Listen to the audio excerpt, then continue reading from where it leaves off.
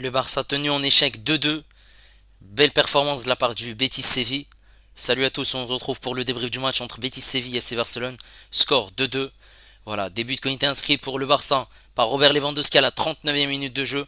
Ferran Torres, 82e minute de jeu. Et pour le Betis Séville, Lo Celso sur penalty à la 68e minute de jeu. Et Diao qui a réussi à marquer dans le temps additionnel de cette deuxième mi-temps pour permettre au Betis Séville d'accrocher ce match nul. Très belle performance. Merci aux personnes qui étaient présentes avec moi en live pour suivre ce match. N'hésitez pas à liker et à vous abonner si vous êtes nouveau. On est parti pour les statistiques de cette rencontre. C'est plutôt partagé, même si la possession est en faveur du Barça avec 62%, 38 pour le Betis Séville, 9 tirs pour le Barça, 3 tirs cadrés, 2 buts.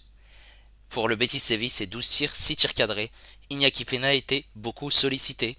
Voilà, en termes de passes, on a un 521 pour le Barça, 311 pour le Betis Séville, 85% de précision de passe pour le Barça, 73 pour le Betis Séville, 14 fautes pour le Barça, 15 pour le Betis Séville. On a eu un carton jaune pour le Betis Séville, 2 pour le Barça.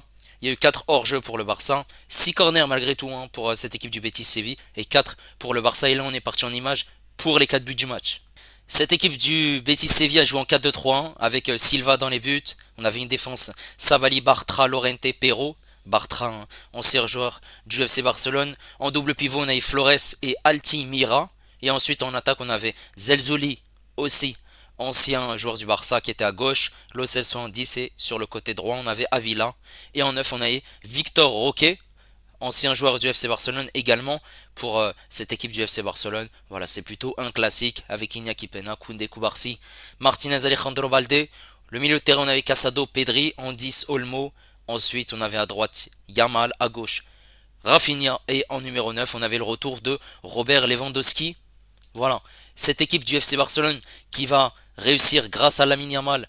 Il va analyser la situation et il va faire cette passe pour Pedri. Il va le trouver entre ces joueurs du Betis Séville. Pedri qui est en mouvement, qui fait cette passe pour Koundé. Koundé qui était très haut et on voit qu'il y a du nombre dans cette surface de réparation.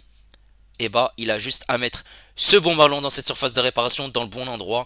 Et Lewandowski a plus qu'à le mettre au fond. Ça fait un 0 pour le Barça à la 39e minute de jeu. Très bien. Bravo à Robert Lewandowski qui marque ce but qui permet au Barça d'ouvrir le score. Et ensuite, on est en deuxième mi-temps. Et je trouve que c'est à partir de cette action que le match va basculer. En fait, il y a De Jong qui est rentré. De Jong fait faute sur Victor Roque. Non seulement il fait une faute au niveau du bras, c'est-à-dire au haut du corps, mais aussi il marche sur la semelle de Victor Roque. Après avoir regardé les images à la VAR, l'arbitre va désigner le point de penalty et ils ont une balle de match, tout simplement pour revenir dans cette rencontre, sachant que Lo Celso et ses coéquipiers n'ont pas démérité. Lo Celso va tirer, malgré qu'Iñaki Peña a suivi, ce qui fait 1-1 et le match est relancé. Il faut souligner malgré tout que forcément il y a eu un moment de cogitation, un moment voilà flou, et Hansi Flick a pris ce carton rouge. Donc pour cette fin de match, il était en haut et il donnait les consignes à son staff technique. On a la 81e minute de jeu, Ferran Torres qui est rentré à la place de Robert Lewandowski. On voit que Yamal analyse et il a l'œil de lynx. Il va mettre une très très belle passe dans cette surface de réparation. Ferran Torres va le tirer, le marquer. Au départ de l'action, on pensait qu'il y avait une position d'hors-jeu qui a été signalée. Finalement, le but va être accordé après avoir regardé les images à la VAR, et ce qui fait 2-1 et avantage au FC Barcelone qui sont bien partis pour gagner cette rencontre. Voilà, on le voit très bien que le joueur, en l'occurrence du Betis Séville, Ruibal, qui était rentré, a pris le côté droit et Sabali a pris le côté gauche. Donc forcément, ça a eu une conséquence et un but du coup pour le FC Barcelone. Ensuite, le Betis Séville qui n'a pas dit son dernier mot, ils vont pousser. Pellegrini va effectuer des changements en fin de match. Il y aura ce centre et il y aura directement une reprise de la part de Diao qui marque un but magnifique et qui permet au Betis Séville d'accrocher le Barça. Et non seulement d'accrocher le Barça, mais aussi ils ont fait une très très belle performance. Donc c'est totalement mérité ce match nul et ils auraient pu même par moment gagner ce match. On a cette équipe du Betis Séville qui a insisté pour essayer voilà, de bousculer cette équipe du FC Barcelone. Ils l'ont très bien fait, hein, puisqu'ils ont eu pas mal de situations, même s'il y a cet avantage du FC Barcelone en première mi-temps, et on voit que ils sont pas venus pour mettre le bus et avoir de belles intentions quand on voit déjà la première situation en début de match où Zelzouli, voilà, il aurait dû faire largement mieux et il tire sur Iñaki Peña, très bel arrêt. On a cette équipe du FC Barcelone qui essaie de trouver des solutions. Ils essaient de tourner à gauche, à droite, de mettre des petits ballons piqués. Il y a eu beaucoup de déchets techniques durant cette première mi-temps. Et grâce à un éclair de génie signé Lamine Yamal, il arrive à avoir cette vision pour lancer Pedri Koundé, Koundé pour Lewandowski. Forcément, c'est un mauvais placement du Betis Séville, hein, mais ils n'ont pas été mauvais, hein, puisqu'on avait voilà, forcément une équipe qui contrait, qui mettait son corps en opposition, lorsqu'il y avait un centre, ils dégageaient. Et ils ont été intéressants, pertinents, pour ne pas voilà, se faire dominer durant cette rencontre, surtout avec une phase de possession de 62%. Et cette équipe du Betis Séville a joué en transition rapide et ils ont eu plus de situations, hein. 12 et pour 6 tirs cadrés. Ils ont joué avec leurs armes, tout simplement, et on l'a clairement vu en deuxième mi-temps. Voilà, on voit clairement ce penalty qui permet au Betis Séville de revenir durant cette rencontre. Et cette équipe du Barça qui essaye voilà, de marquer ce deuxième but, forcément les joueurs commencent à perdre leur nerf. Et il y a ce but qui arrive après l'analyse de la VAR. Le but est validé. Mais il y a eu des situations qui ont été effectuées, hein, par cette équipe du Barça. Il y a eu des arrêts malgré tout de la part de Silva. Beaucoup de situations aussi de la part du Betis Séville, surtout en deuxième mi-temps. On a vu pas mal de frappes qui passaient au ras du poteau. Aussi sur coup de pied arrêté. On voyait cette équipe du Barça en danger défensivement. Offensivement, ils ont su malgré tout s'exprimer. Le match n'est pas parfait. Et forcément, ce score est totalement mérité pour le Betis Séville. Mais surtout, cette équipe du Barça qui ne fait pas la bonne opération. Pourquoi? Bah tout simplement puisque le Real Madrid va jouer ce soir contre Girona. Et si il y a une victoire du Real Madrid, le Real Madrid reviendra à 2 points du FC Barcelone, sachant qu'ils auront encore un match en moins contre Valence. Et s'ils gagnent contre Valence, ils pourront passer en tête de cette Liga. Forcément, on avait vu une équipe du Barça tout au long de cette rencontre avoir le monopole de ce ballon, mais ça n'a pas suffi. Maintenant, on est parti pour parler de la prestation des joueurs du FC Barcelone. On va commencer par Iñaki Peña, qui a fait des arrêts, qui encaisse de buts, mais il a été pertinent, parce qu'il y a eu 6 tirs cadrés, il y a eu des parades intéressantes, hein, où il est resté vigilant, puisqu'il aurait pu se faire encaisser un voire 2 buts. On voyait cette défense du FC Barcelone battue, qui n'a pas été impériale, et je trouve que le match de Iñaki Peña, que ça soit au niveau de la relance, qui a été plutôt rapide, et que ça soit aussi son jeu au pied qui a été intéressant. Je trouve que le match de Iñaki Peña était pertinent. Maintenant sur ce côté droit on a Koundé, Koundé qui est passeur décisif, mais Koundé qui laissait beaucoup de d'espace dans son dos.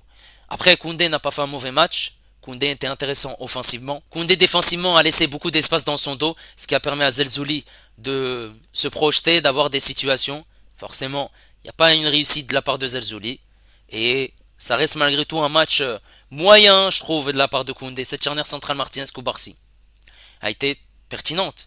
Après, forcément, voilà, sur le but de Lo Celso, c'est De Jong qui est fautif. Sur ce deuxième but, bah forcément, il y avait un relâchement, hein, de la part de cette équipe du Barça en fin de rencontre. Je trouve qu'ils ont malgré tout fait leur match, puisqu'ils ont mis beaucoup de hargne, de combativité, d'engagement.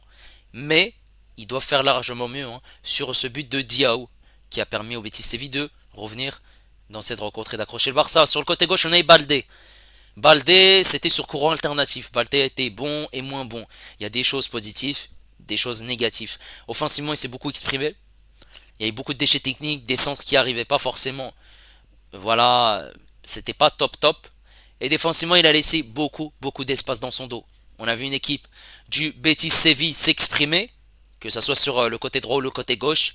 Forcément, il n'est pas au top et on l'a vu clairement en fin de rencontre, qui était clairement cuit. Et c'est pour ça qu'il y a eu ce changement et l'entrée de Hector Fort. Voilà, il n'avait pas ça à côté de ce match, je trouve. Ce double pivot Casado-Pedri. Pedri a été pertinent, mais il n'a pas fait un match intéressant. C'est un match correct, durant l'ensemble de cette rencontre. On n'a pas vraiment trouvé Pedri en première mi-temps. Bon, on trouve Pedri sur cette situation de Yamal qui amène ce but. Mais on voyait que Pedri c'était compliqué. Et forcément, Pedri était aux côtés de Casado, il avait du mal à s'exprimer. C'était une possession neutre, mais après, forcément, il y avait ce bloc de la part du Betis Séville qui était un bloc pour défendre. Et Pedri avait du mal à s'exprimer. Après, voilà, il a joué son rôle aux côtés de Casado, ce rôle de milieu relayeur. Mais je trouve que tout n'a pas été parfait malheureusement. Et il a eu du mal à s'exprimer, un manque d'espace clairement. Après, il a récupéré des ballons, donc ça reste malgré tout, dans l'ensemble du match, un match correct. Défensivement, mais offensivement, c'était pauvre. Aux côtés de Pedri, on avait Casado. Casado, il a mis beaucoup de haine, de combativité. Il s'est beaucoup imposé dans ce milieu de terrain du FC Barcelone avec une place de titulaire. Et on avait un Casado qui mettait beaucoup d'engagement, de tacle, de hargne, qui a obtenu des fautes également. Il ressortait proprement le ballon. Après, forcément, quant à la possession, c'est plutôt facile. Mais Casado avait tendance à se projeter par moments.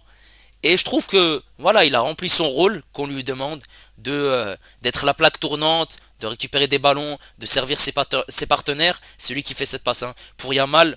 Donc je trouve que c'est plutôt pertinent sa rencontre. Ensuite en attaque, on va commencer par Dani Olmo. Bon, je trouve que Dani Olmo a eu des situations, mais c'était un match pauvre pour Dani Olmo qui n'a pas réussi vraiment à s'exprimer. Forcément, il descendait énormément pour jouer une touche, voire deux touches de balle. Et c'était compliqué. Forcément, on a un bloc du Betis Séville, comme je l'ai dit, qui a bien fait le taf. Et c'était compliqué pour Dani Olmo de s'exprimer en tant que numéro 10. Ensuite, sur ce côté droit, on avait Yamal. Yamal a été homme du match. Il a fait un match excellent. C'est lui qui est à l'origine de ce premier but, qui fait cette passe décisive pour Ferran Torres. Voilà, il a fait un match complet, un match intéressant. Il est positif, il est au top du top. Mais malheureusement, cette équipe du FC Barcelone doit se reposer sur Lamine Yamal. Et en plus de ça, on a vu une équipe du Betis Séville qui a réussi à trouver des solutions. Voilà. Sur ce côté gauche, on avait Rafinha. Rafinha, intéressant. Intéressant pour combiner avec Lewandowski et Yamal.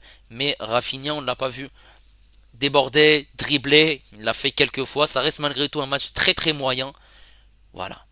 Un Rafinha qui peut faire largement mieux. Après, peut-être les matchs s'accélèrent du fait que les matchs s'enchaînent plutôt. Et peut-être que Rafinha, voilà, vu que les matchs s'enchaînent, ça peut être une raison pour laquelle il n'a pas été performant. Après, on va pas l'accabler, parce que depuis le début de saison, il est au top, mais il avait eu du mal à combiner avec Lewandowski ou Yamal.